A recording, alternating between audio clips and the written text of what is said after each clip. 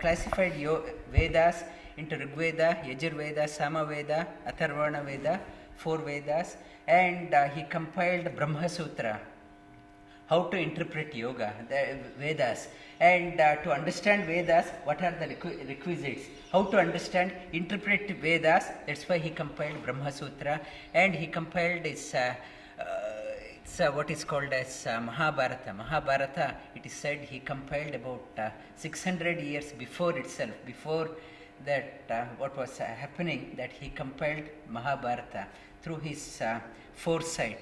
And his children, 3 children, is Dhritarashtra, Pandu and Vidura. Vidura, that they are, in fact, they are his children. And in the scriptures, they talk about, there are 3 types of creation. They talk about 3 types. One is a sparsha creation with the contact, that creation through the contact. And through contact, that they propagate that. For example, when the calf is born, that the mother cow starts licking the calf. That calf is still lying, it can't get up. It starts licking for about half an hour. Within half an hour, calf can get up.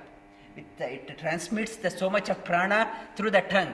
It starts licking, it transmits the prana shakti. Within half an hour, calf jumps up. Whereas for humans, it takes about 2 years, 3 years to stand up. So, transmitting the prana through the tongue is sparsha, and through the drishti, through eyes, transmit the power.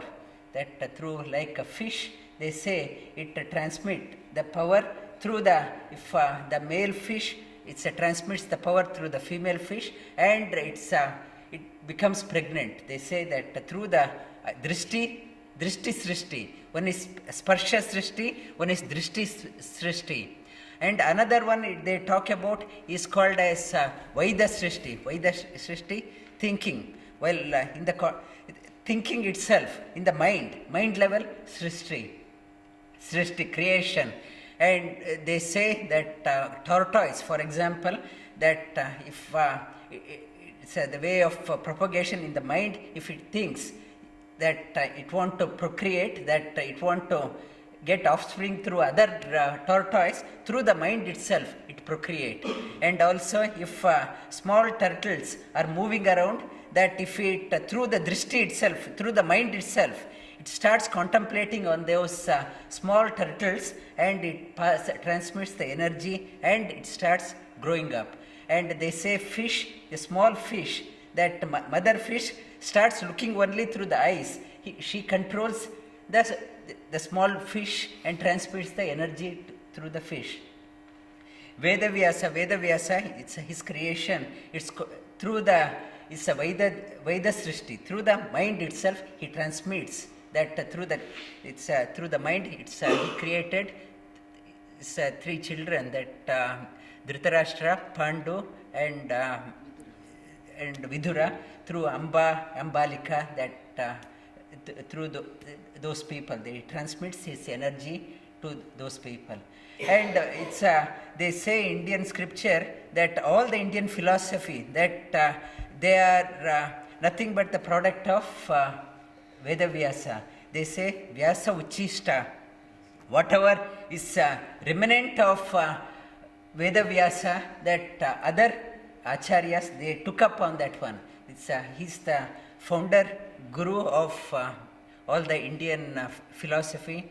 And they say when the teacher is talking, the seat the teacher speaks, that seat is called as Vyasa Pita. That whatever one talks, it is nothing but it's a Vyasa Uchishta. It is whatever Uchishta means after eating, whatever is remnant, it is called as Uchishta. And whatever Vyasa has left over, that others are picking up and transmitting the knowledge. And Vyasa, that Veda Vyasa's one of the major contribution is Bhagawat Gita. Bhagawat Gita is part of It's a Mahabharata. It comes, as I mentioned in the last week, it comes in Bhishma Parva between the chapters 25th and 42. It is dedicated for Bhagawat Gita. And after that, after 43rd chapter, it's this Dharmaraja. He takes up he talks about his opinion about the war. And for 25th to 42, it's a Bhagavad Gita. And in the Bhagavad Gita, it talks about, as I mentioned, it's a train of thoughts. Each chapter, that where one is left, is a next idea is taken over. And whatever Sri Krishna transmitted to Arjuna in short duration for our understanding, Veda Vyasa elaborated it for our understanding. And they say, it's Bhagavad Gita, there is no end to learning. That's why so many commentators, every time you read, you see it differently. You get a different dimension of meaning. That's why so many acharyas came, so many people, they commented on Bhagavad Gita. If they were to re-comment again, they would be writing differently because their understanding would be different. And last week we started upon the chapter meditation. Meditation, that it's before meditation, in the 5th chapter, it's Sri Krishna says that how to get the peace within. It's repeat after me. Bhoktaram yajna tapasam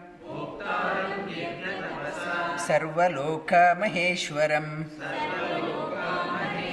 Suhridam sarvabhutanam Jnatva mam shanti mrichyati.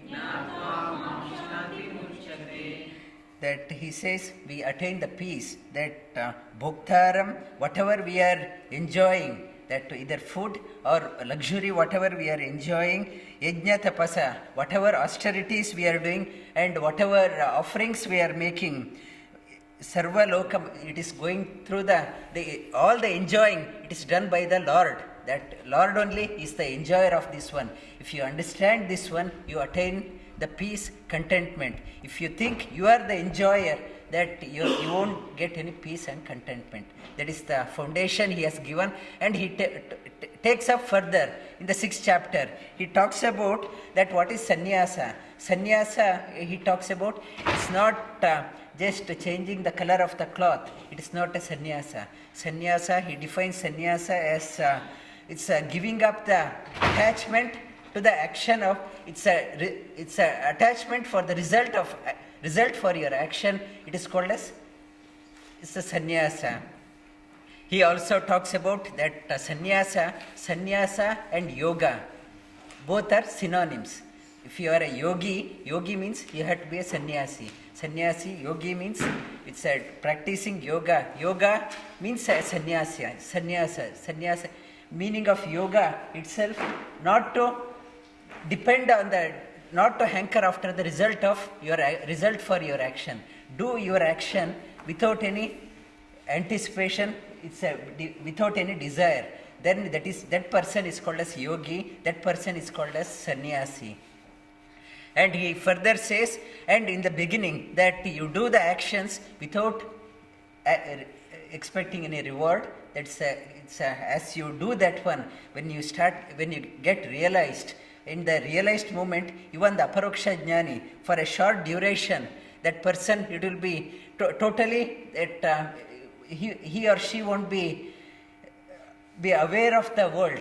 During that time, shama, that contemplation is suited for that one. When that person comes out of the aparoksha, that in the meditative state, that person also act in the world as a teacher. He got to enlighten people, do with the action, that only the realized people can do the action.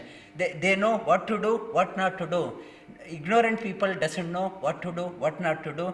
They have to enlighten the world by showing the people what to do and what not to do. And even the karma is knower can only do the karma. They alone knows what to do, what not to do.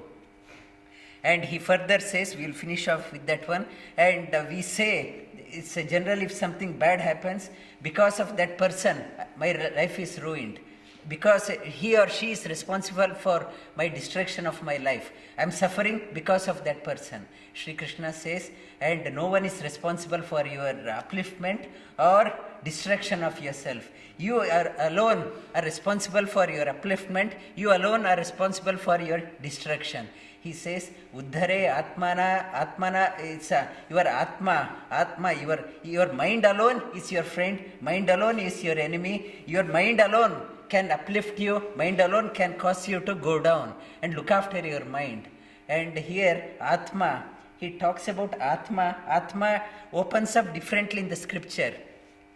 Atma means body. Like Atmahatya, we say Atmahatya, that person destroyed the body. That is called as Atmahatya. And Atma here, it means, Atma means mind. Uddhare Atmanatmanam. It's mind, raise up your mind. Atma means mind. Atma means individual soul. When the soul leaves the body, that is called as Atma. Atma also means the Supreme Lord. Atma opens up differently in the scripture. We finish off with there. 6th chapter. Shri Bhagavan Vacha Anashrita Karma Palam Karyam Karma Karoti Yaha Sasanyasi Cha Yogi Cha Nana Niragni Na Cha Kriyaha Yam Sanyasamiti Prahur Yogam Tam Vidhi Pandava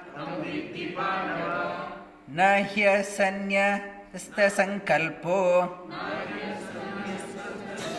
Yogi Bhavati Kaschanaha Aruruksho Munir Yogam Karma Karana Uchyate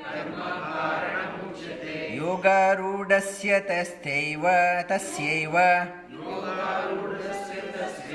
Shamakarana Uchyate Yada hi nendriyarteshu Na karma swanushajyate Sarva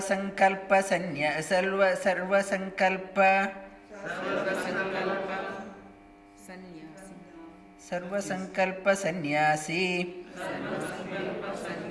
Yoga rudastadochyate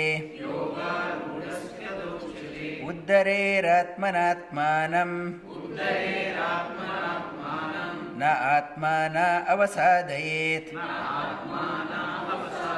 Atmaiva atmano bandhuhu Atmaiva ripuratmanaha